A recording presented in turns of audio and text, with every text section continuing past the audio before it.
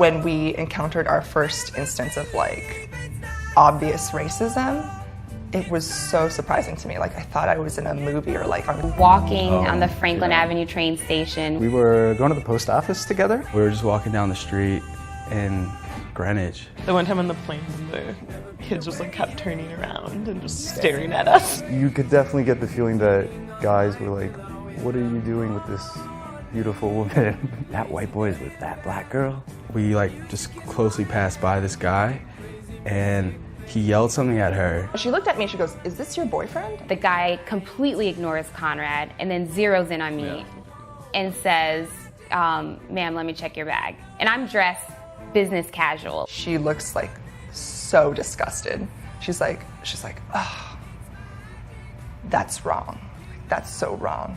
You should be with your own kind. He called me the N-word and he said, you guys are the problem. And at that point, I think we were both speechless. Like we just didn't know what to say. Like this had never happened to us. I'm better at blocking out people making comments. Zena listens a little bit more. I wanted to escalate the situation. I mean, I've heard the stories, I'm like, okay, racial profiling and everything, but then when it actually really happens and you see it, you're like, whoa, what? Right. It's a wonderful blessing that every day I get to learn from Conrad and teach him more, and I think we are better people because we are different and we are together. so yeah, I guess it has made us more conscious when we see other couples like us walk down the street. If we see an Asian male, white woman, Hispanic woman couple, we will stare at them. We'll give them a nod as we pass by and they'll reciprocate. Yeah.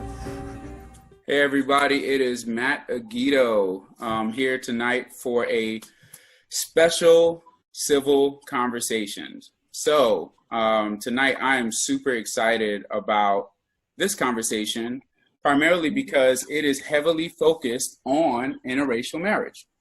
I think the main thing for tonight, and we'll give a few seconds for people to join on, that I would like for us to make sure we focus on is understanding people as individuals and the work it takes to bring those individuals together to basically start a life together and have a family, or bring two families together and continue life together.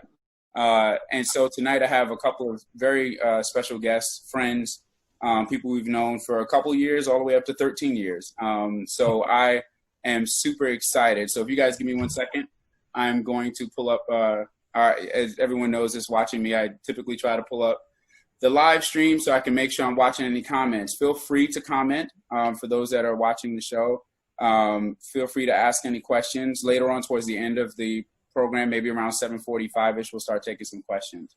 So for tonight, we have Mike and Debbie Allen, and we have Spencer and Karen Foster.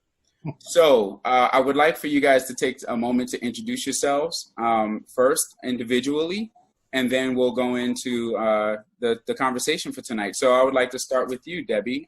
Could you give us an intro of who you are? Sure. Hi, I'm Debbie Adam. I was born and raised on the island of Jamaica. I moved to the U.S. For college years ago, settled in Florida for a few years. I am an only child. I was raised by my grandparents. I was raised multilingual, so I speak multiple languages, which also is the reason that you don't hear the strong Jamaican accent everyone's used to. I'm married for 14 years. I've got 2 children, and I reside in Charlotte. Awesome. All right. Karen. Yes. I was born and raised in Virginia. At 19, I moved to Massachusetts. I lived there for 10 years. I'm one of 6 kids total. Mom had 4, Dad had 1. Then they had me. I moved to Charlotte 15 years ago.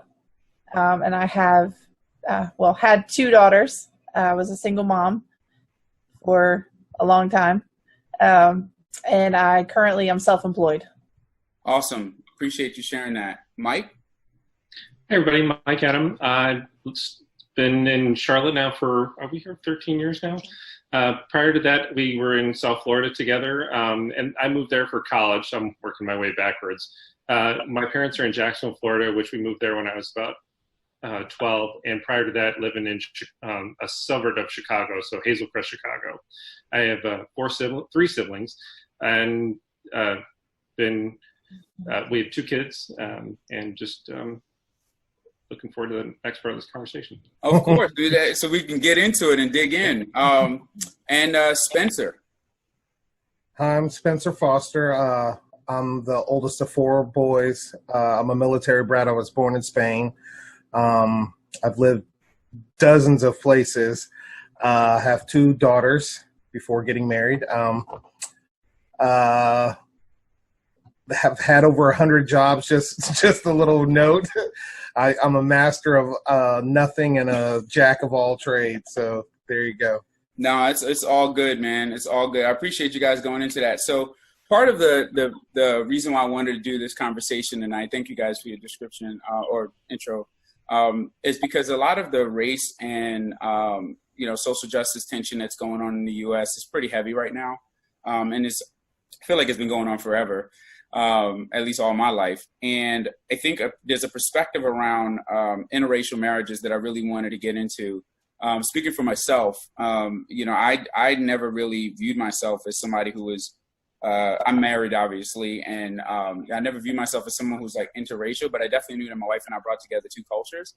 And I think that's critical. So if you see us, we're 2 Black people, but with me being Nigerian, that definitely came with some pieces of the culture that I brought into the household. Either it was just me or if it was Nigerian. I don't know what it was, but we had to figure it out.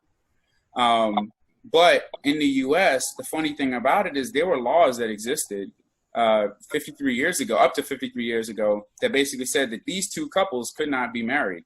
And I think it's beautiful that we're able to have this conversation tonight and allow us to be able to get insight into how are they doing. As you all heard from Debbie, she's Jamaican, and she came in not just only as a Black woman, but a Jamaican Black woman and an immigrant on a student visa, and she met Mike.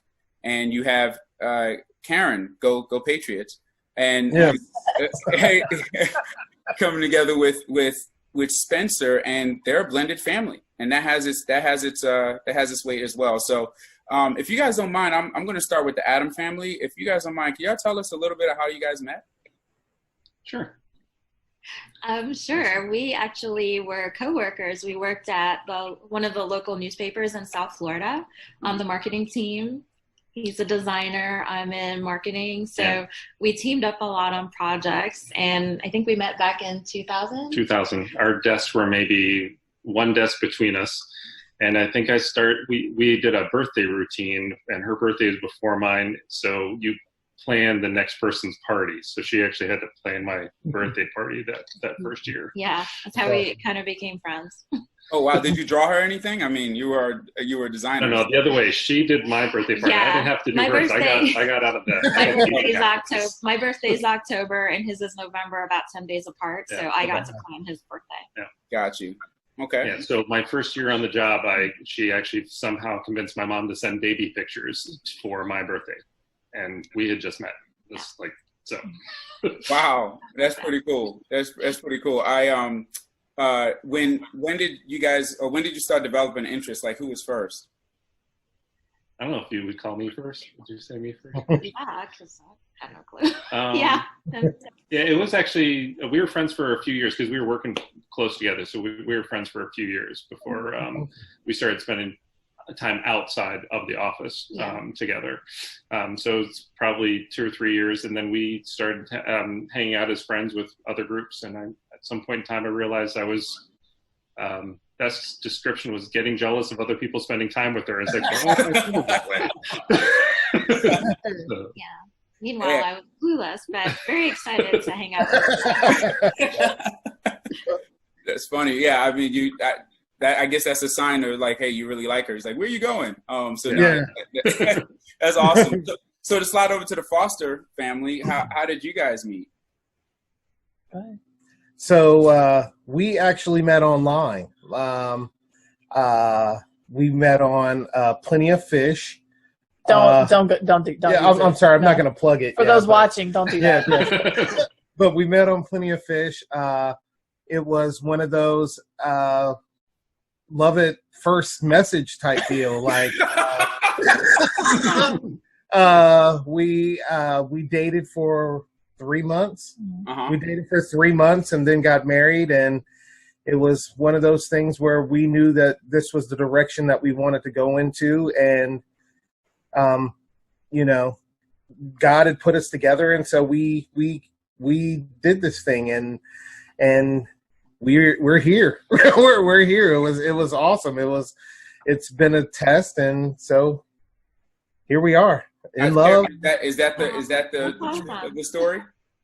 Yeah, basically. Yeah. That's the short version. Yeah, actually, you know, like I messaged him. I saw his profile and sent him a message, and the shorter version is he was actually on his phone deleting his profile. Oh yeah. When my message popped up.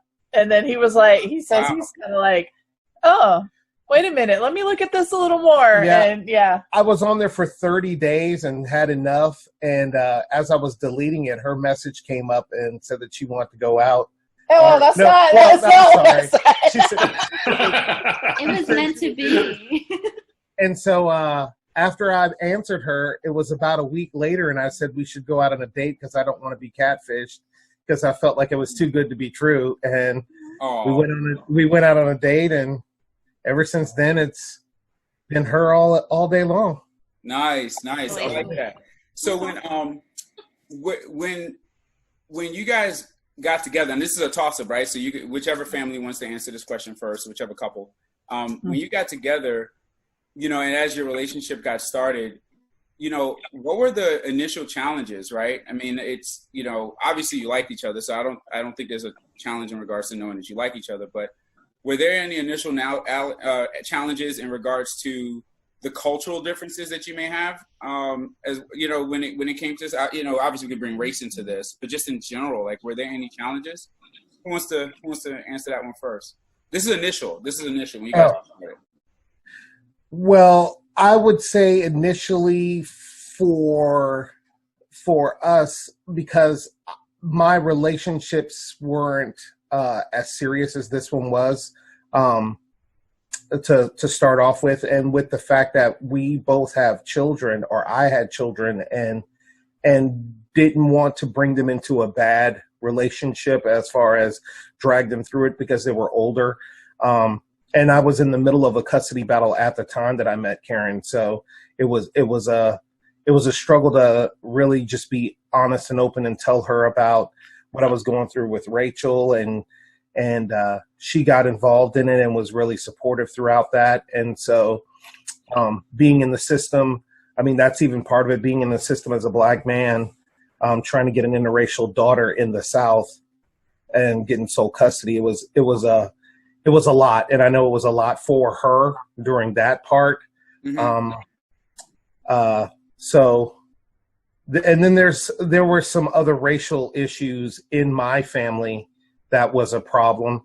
I guess we can go into that further, but there's some members of my family that weren't really keen on mixed marriages and being in a mixed relationship, and then how serious it was became a problem. How did you respond to that, Karen? When you, well, first off, the challenges from your perspective, right? Because I want to also balance that out. But then also, how did you respond to that? You know, for yourself.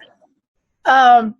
I mean, I don't know that there's really any challenges for me. You know, like when I started telling my family, you know, hey, I think I met this guy. I think, you know, this could be something serious. I mean, they automatically were like, is he Black? You know, like, was it, you know, I think they'd been more shocked if I was like, no, he's not. But, you know, she's not lying. When I met her family, they were like, we knew you were Black. Well, and if you could touch that for a second, your kids, if you don't mind going into that, yeah. Karen, the children you brought into the... Yeah, both their fathers are Black. And like with his daughters, their moms are white. So it's not like this was a new thing for our families when we met. Right. Is it safe to say once you go Black? No, it's not. Yes, it is. No. I had my first daughter and then actually before him, my longest relationship was with a white guy. So. Oh, got you. Cool. So, I had to do it. I was like, I saw the opportunity, and I had to do it. You venture back, but you come back again. So. There you go. So I want to slide over to the Adam family real quick. So what about you all when it came to challenges? Anything specific? So I would say, in contrast to your quick courting, we dated for about 3 years. We had previous relationships, and I think, coming out of a previous relationship, wanting to make sure that this was going to be the one and not a rebound. Right.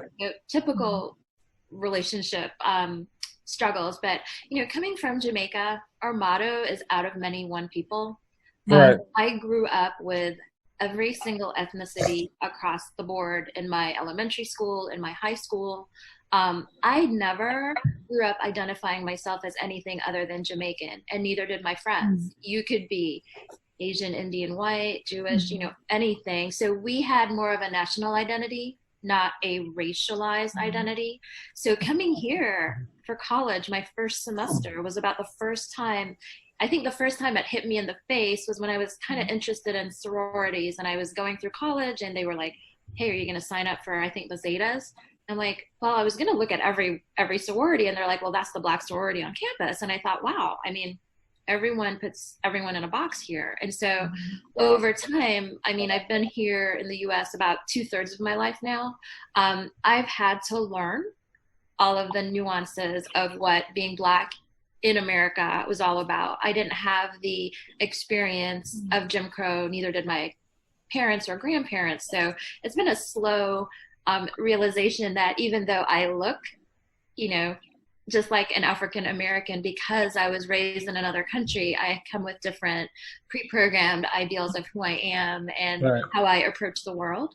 But as far as family, my family that I know have never been, I've got family of all different ethnicities, so it's never been an issue. I remember being a little apprehensive the first time I dated outside of my race, but both relationships that I've had, I've never witnessed any kind of issue or struggle. So I guess in that case, we were really lucky. So let me ask this question. This is to the Adam group. So I want you to kind of give me a response too, Mike, because I'm curious. I don't know if this is if anybody else is thinking this that's watching, and the Fosters, you guys have, just so you guys know, ask each other questions if y'all want. Yes. Did you see a black woman, Mike? Yes. I mean, I'm not. There's a whole scenario of colorblind that I don't think I wouldn't say I didn't see a black woman, but it wasn't a deterrent in any way, shape, or form. We were talking about it the other night, and just I've always enjoyed like learning new cultures and getting to go different places and meeting her family and meeting different people that I don't really think that's a new thing for me. So I don't think it was weird. I still can remember a couple of conversations, like side conversations with friends that made it come to the forefront, but I don't think in any of my thinking was it a concern or a flag. It's wild because like due to the fact that we see color, meaning the United States, no matter what anyone says, even when you say you don't see color, you're saying that in response to seeing color. Right. You two specifically had to adopt, and I know, Debbie, you had to do this, you had to adopt an American culture that put an identity on you didn't ask for. Like, you came here for an education. Yeah.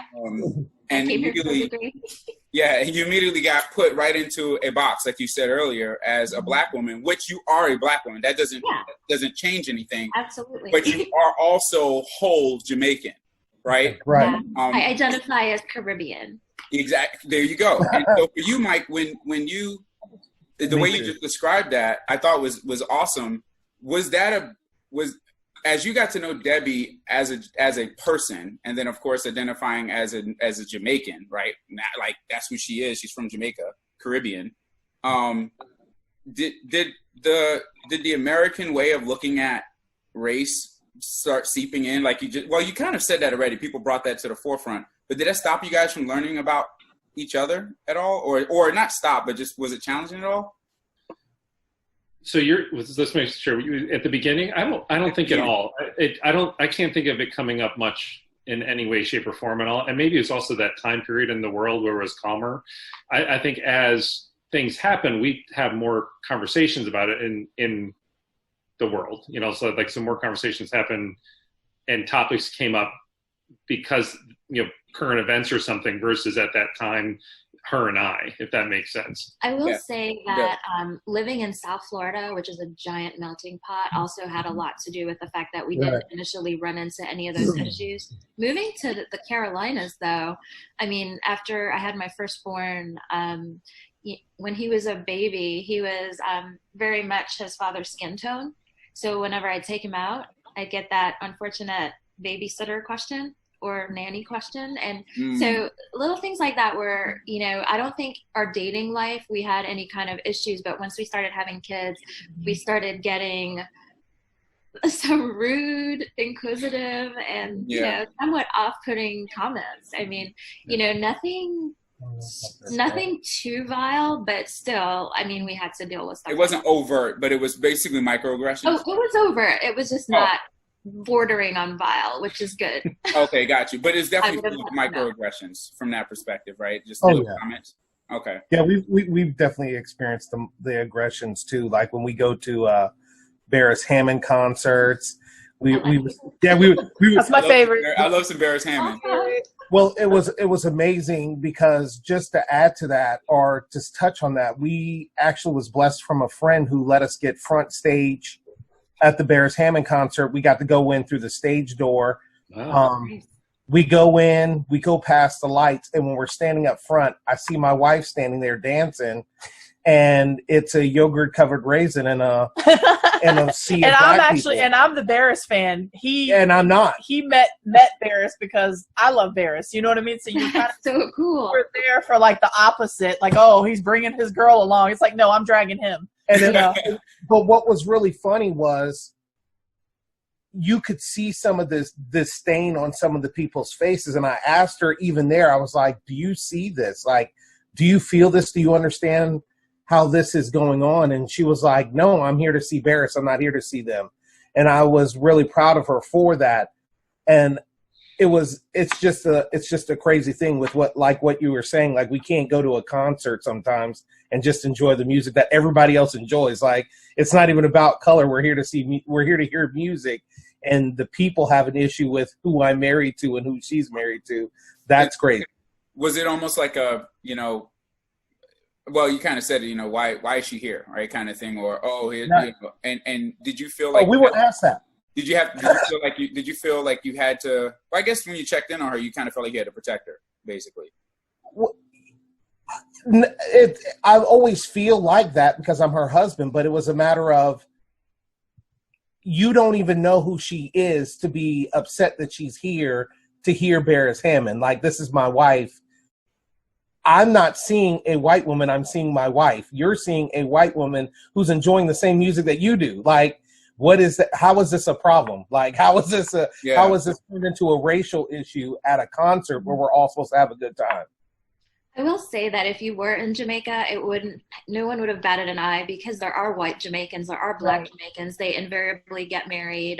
You know, it's a thing. But I do know that since coming here, I've seen people have like an unhealthy obsession with other people's relationships that don't fit in the box that is the default for all relationships. Right. So if something deviates even slightly, you know, whether it's cultures or, you know, it just causes an unhealthy obsession. So for us, I mean, I feel that, you know, gosh, it's been 14 years. I mean, we've been dating for longer than that. I don't think that we are impervious to it, but it doesn't penetrate. You know, we kind of see it for what it is.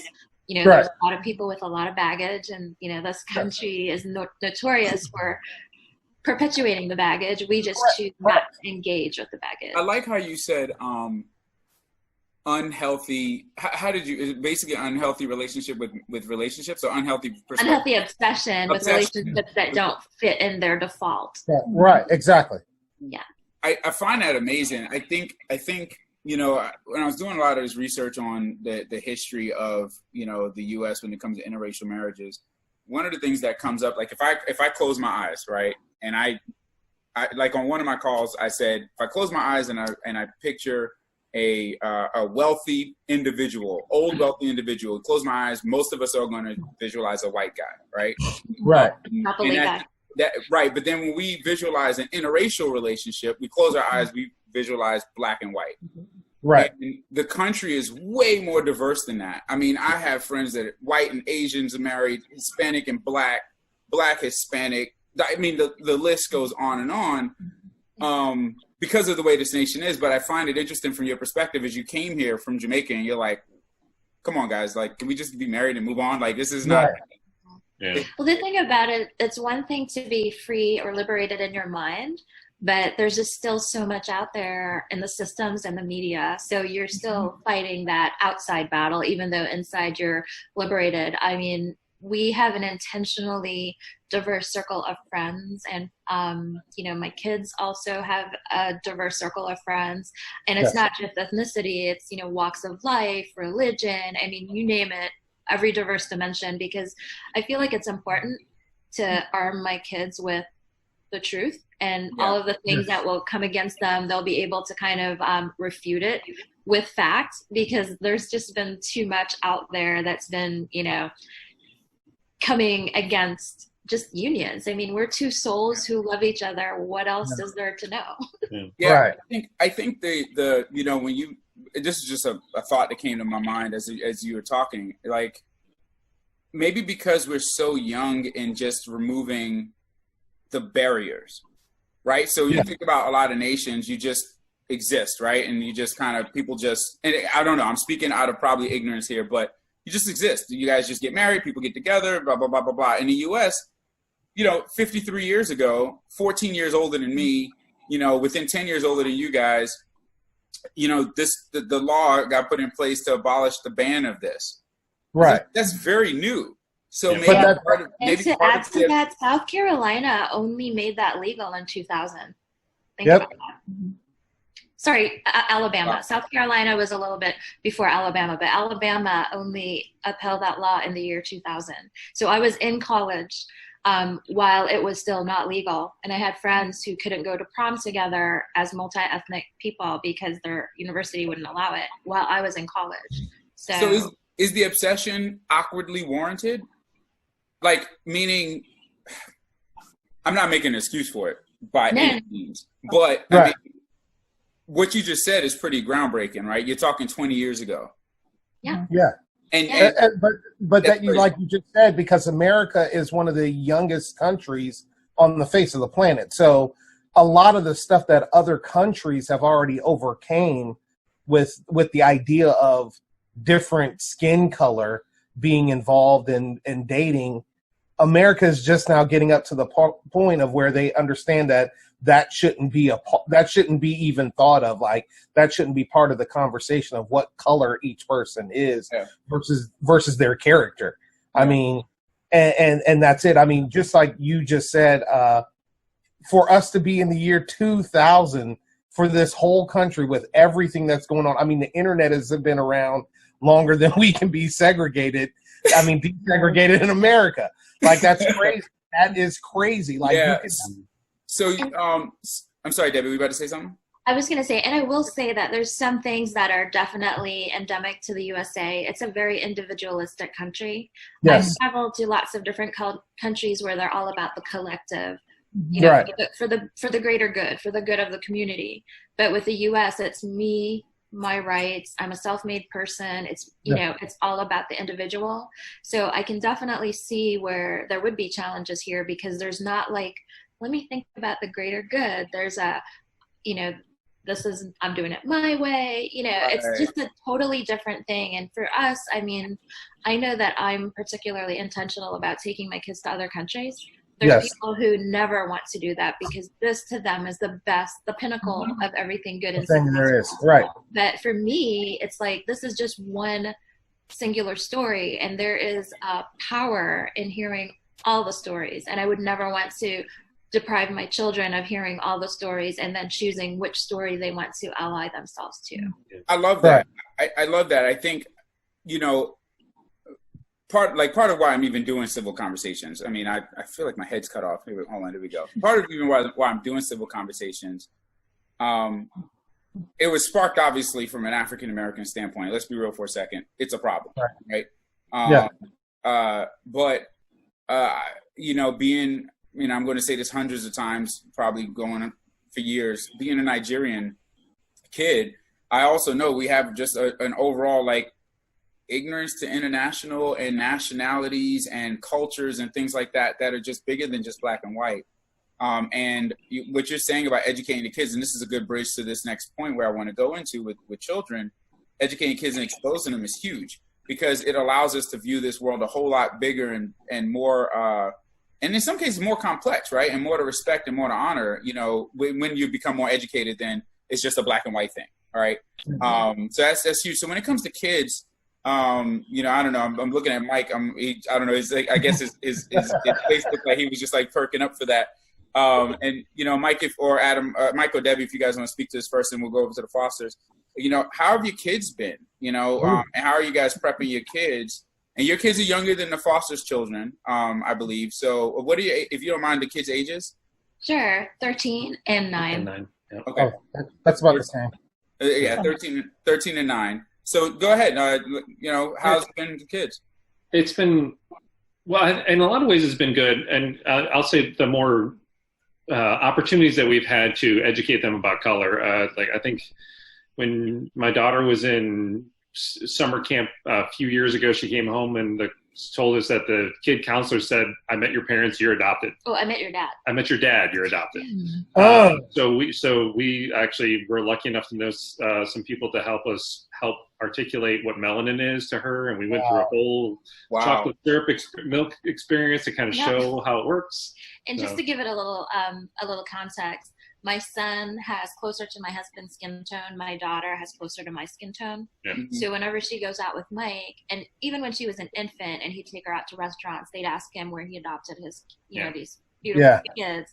But, she came home at 4 years old. She was that little. I didn't think I'd have to have the talk about, skin tone with her at that young age. But, a teenage counselor at her summer camp pretty much told her she was adopted. So we kind of filled these little shot glasses with milk, and we got some Hershey syrup, and we talked about how I didn't get much Hershey syrup. Yeah, Daddy only got enough for his freckles. But when she got down to herself, she was like, "Oh, I got more Hershey syrup." So we kind of talked about melanin and how that works, and how ancestral history works, and how all of that. So she was really able, even at a very this was pre-kindergarten. She corrected the counselor. She corrected the counselor. She goes, "I have more melanin than my brother. I'm not." Oh, wow. So what I just gathered from this little portion here, and we'll, I want to continue on the kids and then move to the foster in a second. But what I love about what you guys just said is you took, this is layers of what I'm seeing. You guys took a potential traumatic moment and made it a teaching moment. For your kids, and then empowered that child to go re-educate the people who try to put her in a box. And I don't think we're going to get to another place without that. So and I think that's critical because there are so many traumatic things that happen that are small. There's large ones, but they're small. That impact our identity at such a young age. Imagine the man that you love for the last 4 years of your life, someone's telling them that he's your adopted dad. Like, just the concept of that is mind-blowing, but you guys caught that and flipped it so beautifully as parents who are trying to elevate this higher and say, like, look, this is how you're made. This is what you're made of. And using chocolate milk is... You said chocolate milk and regular milk? Is that what you said? Regular milk and chocolate syrup, because her love language is chocolate. I think that's like beautiful. I'm sorry, Spencer, were you about to say something? Oh, no. I was saying that's nice as well. That was a good idea. That was a great idea. That's a really great idea. So slide into the Fosters. What about you guys? I mean, Karen, I've known you pretty long. I mean, like, I know you got some stories. How's it been with the girls? It's been interesting. I mean, so our kids are, so my daughters are now 14 and 21. His are 13 and 20. The 13, 14, like you mentioned, custody. So his daughter does live with us. So we are mom and dad for her. With my 14-year-old, like her dad left when she was 5 months old. So he was never in the picture for her life. And, you know, with everything that's been going on recently, you know, we've been having, you know, we sit at our dinner table basically every night and we have conversations. And, you know, one night it was about race and just identity and how people see you and this type of thing. And she got a little emotional and she just said that, you know, well, until you married daddy, I never really even thought about that I was black. Because, you know, her only parent, you know, and I think that says a lot, you know, if there's single parents watching, you know, like, as far as your kid's identity, you know, I'm the only parent she knew. So it's like, well, my mom's white, I'm white. You know, she didn't have anything to kind of put into reference with that part of her culture, even though she knew it, she didn't think about it. And they do attend a school that's primarily white. So we've had a lot of conversations because they've experienced some things that are said that from students there, some racist comments that have been made that, you know, the other kids laugh at and don't think much about, but our daughters are like, you know, we're getting text messages like, hey, this was just said, that's not cool. So, you know, we've had to deal with that. Yeah, we've had to deal with the conversation of, oh, I'm sorry, I forgot you were black. With one of the girls, we actually microaggressions. Well, and Olivia, we actually had to go to the school for it, like, and basically it was turned off. Yeah, well, you know, and you know, this was like 2 years ago, so maybe 6th grade, middle school. You know, our daughter told us that, you know, at the lunch table, the girls were talking about, if you were black, what would your name be? And she looked at them and said, Olivia, because that's my name. Yeah. You know, like, so, you know, when you talk about the micro stuff where people don't realize, like, Matt's like mind blown right now, but that's seriously. so frustrating. Like, that is like, if that was my kid, like, sorry, y'all, I'm kind of like breaking my cool because I'm supposed to be very. See, like, I think I'm raising like a tiny Angela Davis because awesome. Had the playground microaggressions where little kids have, I believe there was a little girl who's an immigrant from the Republic of Congo. She's here, beautiful complexion, similar to Lupita, the actress. And the kids were like, oh my gosh, your skin looks like, and I won't even go with the pejorative that they use. And Jessica was like, did your mom not teach you about melanin? She has the best amount of chocolate milk in her complexion. And literally an adult told me that my daughter stood up for this girl and schooled those little kids. And it says a lot because honestly, I feel like you have to give your kids language to combat those racist comments. It's by osmosis that they pick it up. And also there've been like decades and maybe a century of ick in the media in terms of how, you know, Black people are portrayed, caricatured, racialized. I mean, we don't even have to look far in history to see, you know, the things that are compared to. So for us, like, I feel like one kid is more along the Martin Luther King side. The other one, she is super radical. She will call you on your microaggression to your face. And she's done that with adults too. Like, you know, you can't say that. That's not cool. And so that's awesome. I think it's important. It sounds like you guys all do this proactively and reactively, educating and reinforcing the kids and waiting for moment, like you said earlier, Karen, when in regards to the realization of being a single white mom. It's amazing to think about. You know, that's something that I've always been curious about when it comes to not necessarily being a single white mom, but the impact of culture on color, right? You have those people who are, you know, African-American or Black, and then they sound like Carlton Banks or whoever, and they're like, oh, you sound white. That is the biggest microaggression I've faced. I mean, me as I've well. had phone interviews and shown up in person, and they're like, are you Debbie?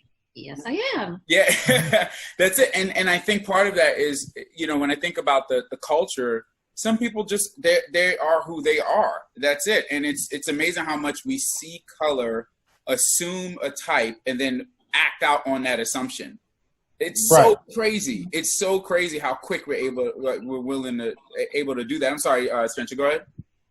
Well, so I used to work. I won't say the place, but I worked for this place, and I actually, in 3 years ago? Yeah. 3 years ago, actually, somebody came up to me in this place and said that they would rather speak to a white person than a black person.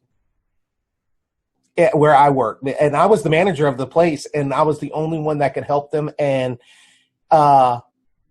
what's funny about that, like you were just saying about the aggression, is that after it happened, the people that I worked with asked me if I needed a counselor or needed someone to speak with. And what was funny is I told them no, because this wasn't the first time that this had happened. And that's kind of a crazy thing, that for them, it was so atrocious that they felt like I needed a counselor for it. And maybe I did, but I've lived with this my whole life. So for me, it was just Tuesday. Right. Wow. Just to ask Spencer, did the person who asked get help, or was he escorted out? I just want to know. No. Actually, they were denied help because I was the manager, and I told them if they needed a white person, I'm sorry, I'm not white. I can't change my color. They're going to have to go someplace else. So that's how it went down, and I got the support of my management team from there. But that's how it went down, and I have the same issue that Debbie's had. That I've been to job interviews, and because I don't sound black, that they're looking for white Spencer or white Keith, and I've sat in a waiting room for 2 hours for a job at one place before because the woman did not know that I was the person that was the applicant there. That's wild. wild. I will just add to your comment. There's no sounding black, sounding white. We You say sound like Spencer. Yes. You sound like Debbie. I mean, for everybody who has these false narratives, shame on them. We are who we are, and we're individuals. Well, like, the thing is, it's one of those things where, like, and so it's funny you doubled down on that, Debbie, because Bill Griswold made a comment. Not to jump the comment so quickly, but he said, tell me more about the phrase "you sound white" and why basically being a microaggression. Part of it, Bill, is imagine being a race, or imagine being an individual, and then people assume, they try to take that away from you by the way you sound. Like, it's ridiculous, right? And so just white is better. Yeah, and also by saying white, exactly, and then elevating a race by saying white is better. At the end of the day, if you just speak proper English, you just speak proper English. That's about it. Yeah, not everybody's going to sound like Morgan Freeman or the guy from the Allstate commercials. Like, it's what it is. I was going to say to the person's question, why is it a microaggression? It's because of your assumption of my intelligence or my diction, my elocution has anything to do with the fact that I'm not the default. I'm not the default. And unfortunately, we have a default and everything else is hyphenated. Come to this place, I'm African American, but Mike's American. My friends who are Asian American, but Karen's American. Right. So like everything else is filtered through the default lens, and then everyone else is given a hyphen. So it kind of gives you that sense of not belonging. Because again, like I told you, I grew up Jamaican. Nothing else. I'm Jamaican, just like anyone else. But coming here, I had to get a hyphen. Wow. You came here and you got a hyphen. Thank you for saying that. That's huge. That makes me almost want to cover that in another conversation. Yeah, I'm sorry, Mike. Were you about to say something? Oh, and on a different topic, but I'll come back to that one. I will add, though, to the comment. I think there's something to be said of, if you're going to ask that out loud. I guess I guess going through my development as a white person that's like learning more and more every day about this topic. There's a lot of things that I say in my head that's a 2-second rule that never comes out of my mouth, and I want to get better at the 2-second rule, what's in my head, but it's not really a question that needs to be put out there. So like, learn from that if you say it and you upset the person, but those are things that are in that 2-second rule things. Like, you didn't really need to ask. Like, I had somebody ask me the other day, it said my daughter is beautiful, and asked if my son is black too. And I'm like, I'm not sure how to answer that question. No? Yeah. Wow. And just talking about microaggressions at work, like my husband, if you meet him at work, you don't know we're connected, and you hear his passion about diversity and inclusion, you'll probably wonder why this guy is all riled up about, inclusive hiring practices and stuff. Someone saw our family picture at a former workplace of his, and tell him what the person said. He said I have street cred. Wow. I don't really think this person can give out street cred, but he still said it. Really? Well, see, along those lines, like I've kind of experienced that too, where I've had, where I've seen where certain treatment from people, and then, like they would see pictures of my daughters and like the whole demeanor changes. Yep. And then I've gotten, oh, well, you don't look like you would date black men. And I'm like, what does that mean? Because I don't have finger waves in my hair. Like, what does that mean? Like you said, because I haven't adopted a black culture, whatever that means, but yeah, I've gotten that too. Like, well, you don't look like you would do that. And those, I don't understand the thought process of somebody who's raised with that kind of, thought, because honestly, we're all humans, and we all have, particular things that attract us to each other. Some people, it's sense of humor, intelligence, height, whatever, things that are deeper than your skin tone. So yeah, but like you said, oh, I'm sorry. Oh, but yeah, go for it. But like you said, Debbie, I mean, and we said it earlier, it's because the idea of us just loving each other be regardless, Matt started off, it just became okay 50-something years ago. Yeah. So for this country, that's not it. For so long, it was not okay. For so long, it was not okay for you to love somebody or even openly profess that that's what you liked at all. And now you're dealing with, I mean, what, less than a generation and a half of people that are now going to have to change their mentality on how this works, on how that love initially has always been okay to love whoever you wanted to love, regardless of what color they were. But people still see color. That's the basis of it all. That's why we're here. And you should, because I mean, I'm black and Jamaican. I want you to see me, but I want you to embrace me, not be repulsed or think less of me. But I mean, I want you to see me for everything I have to offer, including my Caribbean vibes. Yeah. And, you want to see Mike for what he has to offer. I mean, I've learned so much about Polish culture, Polish food. Right. My mother-in-law is an amazing cook and baker. My daughter is going to get my rum cake recipe and her grandmother's apple pie recipe. But, that's all, the benefit of having multicultural relationships. You're able to share the best of your cultures with your little humans, but then also letting them know that other people's cultures are just as valid. There's no reason for you to denigrate someone based on, you being different. I appreciate that. Let me ask you guys a question to think about from a challenging standpoint. When you guys have had challenging, or I'm asking, have you guys had challenging conversations between each other, right? So for me, I'm just married to a black woman, so I'm not trying to minimize it. I'm just saying, like, it's kind of easy. Like we both kind of get angry about the same things or whatever. We kind of look at things maybe a little bit different from a racial standpoint. But like, there's this meme that I saw. It was a while ago, maybe a couple years ago. It was after one of the killings, and it was a black woman and a white husband, and the husband was asleep. He was just gone, exhausted, and the black woman is in the bed and she has her phone up, and it said like BLM, I think it was like Black Lives Matter, and it had like an article or something on her phone, and you could see the phone, but then she's looking at her husband like and not because she dislikes her husband, but I'm assuming, like, how do you guys handle that?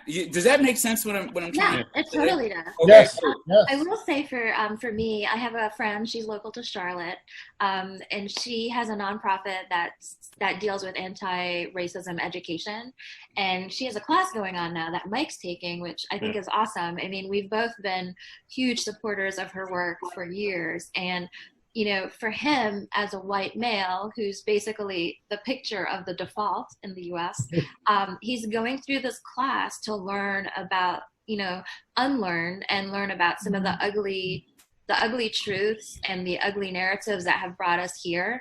So, while I will have visceral reactions to Black violence and, police brutality and all of that, he's working on his end to educate himself. And, for me, it's a different, it's like a different emotion, because I have to literally distance myself from the news and stuff, because after a while it's like PTSD. Yeah. But for him, it's more of we have children, we want their future to be better, so he's doing his part to Yes. learn and unlearn and check his biases. What do you guys think, Foster? Well, Just how we- you guys dealt with these issues. What between ourselves. between us? Yeah. Well, yeah, Karen and I consistently, I would say all the time, have conversations about, it's not just about black and white, it's definitely about cultural differences and how we were raised and different nuances of different things of what goes on in our families. And we definitely recognize, you know, like just some of the stuff that we've just talked about, like about how history is skewed and how it's written, and not just even just the black and white thing, but being aware of how society has jaded the image of what's supposed to be. And you touched on it, Debbie, like we are trying to make sure that our children, because I don't know why we don't give our children the full Monty of everything that's going on so that they can be better. Like, I don't know why it has to be. It's understood that America was built on segregation and it's built on racism, and we know that. I mean, it's just known. And to try to cover it up and to try to make it something so little that so many people died and all that kind of good stuff, and so many people have fought for equality, not even anything better than that, but just to be equal. They have to know that so that they can be better. Like our whole generation, the next generation needs to know that. Like we were talking about, you know, it's been blown up about Floyd, but it's a whole generation of children, and we're getting better by them knowing how this works. The truth. Oh, well, I'm saying how it affects us is that it's our children. Like that's how it's affecting us, is that we are raising the next generation. And you're telling them from your side, being a single mom, white, and me being a single parent, black, and now that we're together as a family, just like with them, that they need to know the full spectrum of how this works. That there's going to be people out there that just don't like them just because of the color of their skin, and they need to be ready for it. So you guys did. I have a question for Karen. You know, because I've been seeing this. I won't say as an outsider, because like I said, I've been here for more than 2/3 of my life. But, you know, back from Rodney King, Amadou Diallo, you know, the violence against black males' bodies has been pervasive over the last, I don't know, I can keep counting back to Emmett Till. But do you ever fear for Spencer, you know, for the little things that happen, going for a jog, just walking, sleeping, somebody accidentally coming into the wrong apartment? I mean, you can just kind of name what's been going on. Do you ever have any fears? Yeah, definitely. You know, and then when it's in your face so much like it is now in the media. And, you know, I recently, you know, a couple months ago or a month ago, when all this when George Floyd happened, you know, I think I posted something, and I had someone who commented and was like, you don't really have a perspective to have an opinion on this. And I'm like, wait, I'm married to a black man. This was a black male who said it, which I get, you know, when I kind of calmed down my anger at the comment, you know, I get where he was coming from, but it was also no, I have the same feeling, you know, as a black woman when my black husband leaves the house. You know, is he going to be seen as just another black guy? You know, is he going to come home to us? Is he, you know, I mean, I'm always like, please put your seatbelt on, please slow down, please don't, you know, like whatever you can do to not draw attention to yourself. You know, like we've had those conversations. I know he gets tired of hearing it, but you know, I'm like, it's because I'm like, no, I don't even want to have to deal with that. Right. You know? But yeah, no, it's very real. I mean, it's huge, and it's so pervasive. And just, you know, again, for me, I've become more loud than I've been in the past, because I feel like if I was going to leave any kind of legacy for my children, it would be that I use my voice to make a difference. Right. And I've given them access to education, you know, volunteer for my child's PTA, because I really am passionate about equal access to proper education, having technology, bridging that divide. There's just so much nuance to, you know, the differences in what people of my skin tone, on the whole, because again, we're not a monolith. There's people Right. from upper wealthy class all the way down to working class and under the poverty line. And that's another thing, people just come up with one singular Black story. There's not, just like there are Right. many different white stories. I mean, we are all different people. However, there's definitely a skew in terms of access and denial of access. And I really hope for my kids' sake that when they're in, when they get to be my age, that this will be something that they'll say, gosh, my parents really fought through this, and we're so Right. fortunate not to have to keep fighting through this. So is that almost to kind of almost flip the question back to the Adam family, but then point it to Mike, right? How you asked Karen that question about her husband. Mike, for you, how do you feel about that with your kids? Like, are you worried about their safety when they get older? I do. Does it cross your mind?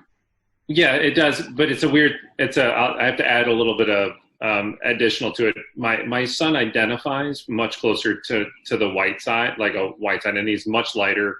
So it's hard to remember sometimes that somebody might go so it's not as prominent. With my daughter, she is definitely a darker skin, and I've been slapped with it enough times that I do think about it.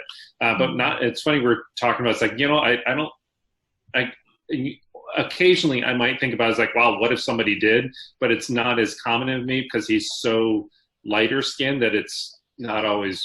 So I will interject that my son has skin tone privilege. It's not that he identifies to the whiter side. He has skin tone privilege, meaning he could walk into a space and be thought of ambiguously, if that's even a term, because you can't. Without me standing beside him, he has my entire facial structure, so we look like twins. But if I wasn't there, you wouldn't automatically assume he has a Black mother. But he does, and he knows it. He just knows, and we've talked to him about skin tone privilege because he has friends of darker skin tones, and he's at that age now, 13, where at some point they're going to go out together, and we're like, watch out for your friends. It's interesting because that was, and I'm saying this carefully because I did a conversation on white privilege a couple weeks ago. I think not for the term, because I always feel like the terminology can be thrown out there just to be thrown out there, but part of what some people would say that's not a privilege, it actually kind of is an advantage / privilege to not have to think about it. I think that's I think what a lot of people are trying to say when they try to say white privilege, not because you've been given something, but there's something that you just don't have to carry, because sometimes the privilege is not to carry the weight. Yeah. Well, I would say it's totally real. I don't know why anybody would think it's not. I mean, I can remember driving cross country with a friend of mine, and I don't remember what state we were about to cross, but we were talking to some locals about how we've heard it's really bad to cross, and the guy just looked at me and said, "Why are you worried? You're white. Like, you don't have anything to be concerned about." So it's just like, it's always been there. I mean, we've talked about it for interviews. She joked, it's been a joke that I could like fall over and get a new job and she'll have to interview 30 times. Like it's not her. She's much smarter than I am. I would hire her over me every single time. For some reason, I find it interesting that with the kids, and I don't know if this happens to you guys, Foster, because I'm trying to, I'm visualizing your kids, Karen, but I kind of know what they look like. But actually, I do know what they look like. But it's amazing that with the kids, you just literally have two different worries when it comes to the racial aspect of it. Like, it doesn't cross your mind for your son, like by himself, like just walking outside. He just, that's amazing. For the Foster family, is that, how's that been for you guys with your kids? And you have 4 girls, so. Right. So I would say our fear, our worry recently, because our children are 21, 20, 14 and 13. And for the 14 and 13-year-old that's growing up, we have recognized some of these problems. And one of them would be like you were saying, that they could be ambiguous in some place and start wanting to date little dudes. And for one little guy who could look up and say, "Oh, I didn't know that you were Black and I can't date you," I don't know how that might crush them. And I've already started preparing them for that. I mean, that's a crazy type of scenario. And I had to sit down and have that with them, because I know that it can happen. I've seen it happen. So for both of them. Oh, wait a minute. Y'all said your son is 13? He's 13. Yeah. He's 13. Oh, okay. We're going to make a note of that. Yeah. We have to pause our video for one quick second because I need to charge my computer. Can you give us 1 second? I'm so sorry about that. No, go ahead. Go ahead and do that. Well, while they're charging, so that would be one of, I've had to sit down and talk to them and let them understand that it's going to be hurtful, but you'd rather know where they are and what's going on with them, or what's going on with the significant other. And that's, I mean, like you just, and I keep going back because it is so crazy that it's only 50 years and that you're going to have to give people an opportunity to come along with what's just okay, that it should be okay. And that if this person can't get past that or stand up for you, then it's just not the person for you. But for 14 and 13-year-old little girl who's about to have her heart crushed in that scenario, based on like you said, Hershey syrup in her melanin, that's crazy. That's like, it's just crazy that I have to have that conversation with my little girls. Yeah. I will add, not so much a suggestion, but for us, we're super intentional about where we send our kids to school, the friends that they hang out with. Yes, in fact, yes. Prior to coronavirus, for the past 2 years, we've had basically the mini UN of tweens and teens invade our house for one Friday night a month for games. Amazing. And zero social media. They have to put their tech in a basket and it's like game night. And we have, I don't think there's one ethnicity that's left out. I mean, we had so many different kids, private school, public school, homeschool. I mean, just so many different walks of life. And for me, I think it's totally good to prepare your child for the eventuality that they could get their heart broken, but it's also really good to empower your child with a good sense of self. Yeah, like they're worthy of the love of whomever. However, if they don't see those characteristics in that person, then you're right, it's not the right fit. And there's 7 billion people in this world. If there's someone who wouldn't date you because of that, like, that's their issue. Yeah. Like, that's not your issue. Exactly. Like, it's like, I'm so sorry for you with those views, but that is not my jam. Next. But like you said, it's preparing them for it is what I'm saying. Like as children, and you know that your children are, and this next generation of children, they don't see it quite as much as we have seen it. Right. Not really, but you're still going to have racism and you're still going to have bigotry out there. So it's preparing them for it. Like what Karen said about how she asked me to put on my seatbelt and she asked me if I'm okay in the call. And when I was by myself, I didn't understand that because I was alone. But now I have to recognize with my wife that that's a worry, that she is worried about where I am. And when I'm 5 minutes late, that I could be, under like that. And so I have to tell my children for the hardships that could come for them. Not that it will, and God willing it doesn't, but if it does, that you need to know your heart needs to be protected and you're beautiful enough. Like you said, I tell them that all the time. They're beautiful enough and you are enough. You don't have to be upset about that. I have a question for you, Spencer. Growing up, did your parents give you the talk? Like if you ever got pulled over or profiled by a cop? Because I would think that as a Black man in this country, so many of my friends in college, and I mean, what's crazy to me is that when I was in college, I had these friends who were, super smart, going on to work at, the Space Center and stuff like that. And on the college campus, they felt completely in their element. But as soon as they went outside, there was always that guarded, am I going to be profiled? Oh yes. I've to kind of sideways into that. So yes, I've been given the talk, and I've been a product of a situation with police officers that was strictly and stupidly crazy because of my color. I had a friend, his name was Sean, and he was my manager, and he and I used to hang out all the time. And one day after work, he was white. Yeah, he's a white guy. He drove a BMW. We were riding home from work one day. A cop pulls us over, and the cop comes to my side of the window and puts his head in and says, "I can smell it. Where is it?" So I said, excuse me? And he pulls me out of the car and searches me and tells me he needs to know where it is. Wow. Then he takes me and handcuffs me and puts me in the back seat of a car. Then he cracks the window. He goes over to my friend Sean's BMW to his window and asks him where it is. My friend Sean says that he's got weed in the car, tells him where it is. He takes my friend out of the car, lets him stand outside by the cop car, comes back to the car to me and says, I know that you've got some weed on you. Get out of the car. So he takes me out of the cop car again, searches me again, and puts me back in.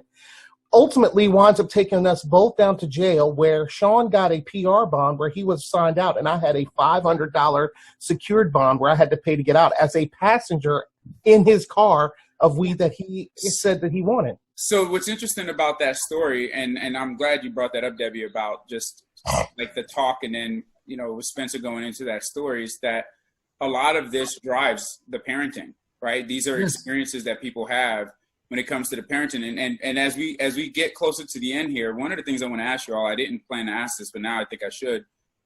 If you guys can spend a minute each, and I say a minute each, meaning each one of you, if possible, because you have different perspectives, possibly, is what advice would you give people who are thinking about other races, and it doesn't have to be black or white, you know, just being from a relational standpoint, currently married with young kids or about to have kids, or, you know, people who are just like you all, right? Kind of you've had children for a minimum of 8 years now, all the way up to 21.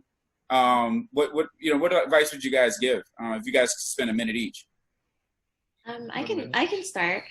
So for both of my kids, I've done my best to remove them from a lot of the, the magazines, the media, the things that kind of give you a false sense of reality and what's perfect and beautiful, and really try to instill in them, you know, the values of character and being a good friend and all of that. And hopefully they'll be able to take it into whatever relationships. But for me, it's just important to combat the ugly rhetoric with truth, fill them up with truth, and because they'll be overflowing, they can share it with the next person. But then also giving them a healthy dose of boundaries. You know, you set your boundaries, and if somebody pushes too far in your boundaries, you have the right to reset your boundaries. And so relationship-wise and friendship-wise, you know, especially my daughter, she's at the age of Mean Girls. And, you know, we have gone back to journaling and talking about what makes a good friend. So, yeah. I appreciate that. Actually, I'll go to another lady. Ladies first. Karen? I mean, I think the main thing is identity, and, you know, them recognizing who they are. For us as a Christian household, you know, for us, that's the baseline, is who does God say you are, not what does the world say you are, what does anyone else, you know, how does anyone else define you? It's about them knowing who they are in Christ and being firm and solid in that. It's about understanding that, you know, that not everyone's not going to agree with you. Everyone is not going to be your friend. You know, like you said, the mean girl age and, you know, teenage girls, it's, you know, we've had a lot of those conversations of, you know, just people being mean or just being, you know, just ignorance, and, you know, just explaining like, look, you have to get along with everybody, but you don't have to like everybody, and everybody's not going to like you, but you still have to be compassionate, and you still have to be considerate of other people, whether you agree with them or not. And that it's not based on race, like that people are people. And that's what we try to, I think, instill in them. Yes, ma'am. Yep. Spencer? Anything you my wife just said it so awesomely. I would definitely say, because we are a Christian household, that it's about identity of who Christ says he is. I have to say that, like, that's what it is. And that passing it on for anybody coming along, that you would have to recognize who you are, like, out here in this world, regardless of what your color is, what your what's inside of you will translate to what's out there to other people. You're always going to come across people that are going to define you by color or whatever, whatever bigotry there is out there. But you're going to have to learn what you are and who you are, and be strong enough to tell people that that's what this is, and that you're worthy of love, and that you're worthy to be loved, and that you're bigger than this hate. Like, that's just what it is. And that's where we are. Like, let's love over this hate. Like, because hate's always going to show up. It's always going to show up, and it's always going to rear its head. But as long as we know who we are and we stand together in love, then we'll be okay. Awesome. Yeah, and real quick, something that we do say to them a lot, like when they're kind of having a moment of, well, I just feel like I'm ugly, or I feel, it's like negative talk. We ask them, who told you that? Yeah. Whose voice said that? Like, that's something that we ask them. Like, who told you that? I love the aggressiveness that you all are carrying when it comes, and I mean that positively, you all are carrying when it comes to your kids and your relationship together to work these things out. I mean, it's awesome. Mike, what you got? Well, everybody talked about kids, so I'll just say relationships in general. I think two pieces of advice that I take pretty much everywhere with me is, I'm going to make a mistake. I'm going to say something wrong. But instead of running away, apologize, lean into it, and learn how to do it better and learn something from the situation. And, we focus a lot on skin color today, and I think might have not missed, but like, look at how similar everybody is. There's a lot more in common between everybody than there is differences. And I was actually going to touch that in a second, but yeah, keep going. No, I just to add, just like we were talking about getting ready for this the other night, and it's like, to be honest, our upbringing, you can see our color differences, sure, but our upbringings are pretty darn similar. And we were comparing note by note how much similarities we have and how we were brought up and our values and the things that we care about. So I think it's just important to remember that skin color is only skin deep. Yeah. Right. And I think it's, and I think it's very important. It's why I wanted to start when it comes to you guys as individuals, starting, from a description of who you guys were as individuals. Sorry. It's important that we all realize that everybody is a human being who has different perspectives and different backgrounds, and the similarities that we may have or find about each other, like you just said, Mike, about you and Debbie, you guys have a lot of similarities. Your skin color doesn't necessarily remove those similarities. And I think that's super important, to not be so focused on that and be focused on the culture, the perspective and the perceptions that people bring to relationships, so you can get past that. And it sounds like that's what you all have done to help further your marriages going forward.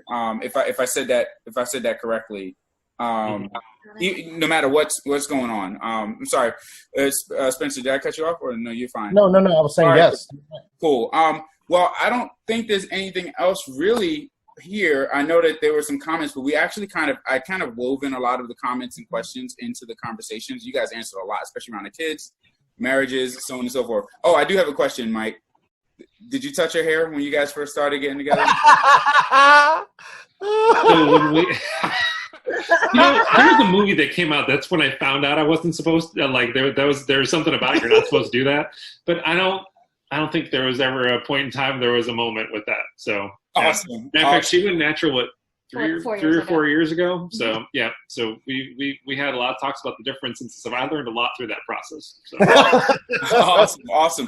Well, look, guys, thank y'all so much for your time. Thank you, everybody who watched on Facebook. We are going to end the live right now. The Karen and Spencer Foster, Debbie and Mike Adam, thank you so much for your guys' time, and thank you all on Facebook World for watching. Yes. Bye. Thanks.